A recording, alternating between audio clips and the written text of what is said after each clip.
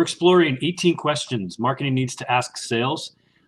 We always hear in marketing that the leads aren't good enough, there's not enough of them, and yet if we don't ask sales exactly what they're dealing with on a day-to-day basis when they're in the trenches in front of prospects and customers, it's hard for marketing to change that. So check out the earlier questions we asked. I think they're important.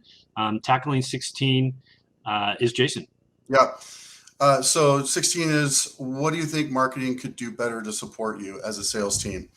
And I think that's a really good question, because it just shows vulnerability. It shows that you're willing to listen and to work with them. Again, I think early on in these videos, Chuck mentioned that sometimes there's friction between a sales and marketing team, and sales is wanting more leads and marketing just wants to do what they think is best for the entire company and the messaging, but maybe it's not exactly what sales wants. So I think it's important to have some empathy for each other and really try to understand what sales needs and how marketing can support them, because obviously if sales aren't happening, then marketing doesn't have a job.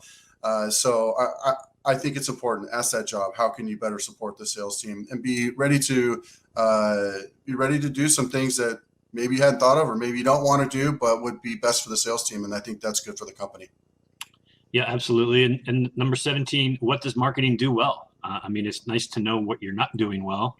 It's also important to know what you are doing well so that you can perhaps expand that or make it better, make it something that the sales team will use even more. And the last question to the sales folks, what makes a lead sales ready? This is important, right? If they're complaining that the leads you're providing them aren't good enough, this gets really to the heart of why. What is it that it goes into? Back up. What is it that a sales ready lead has that perhaps the leads you're generating doesn't? Is it a particular title? Is it certain place in the sales cycle or the funnel? That can really be helpful when it comes to you turning leads over to the sales team. Maybe you need to keep them in a nurture program longer to get them to a certain point before distributing to sales. So that really helps. There's no bad lead as long as you can develop that lead over time.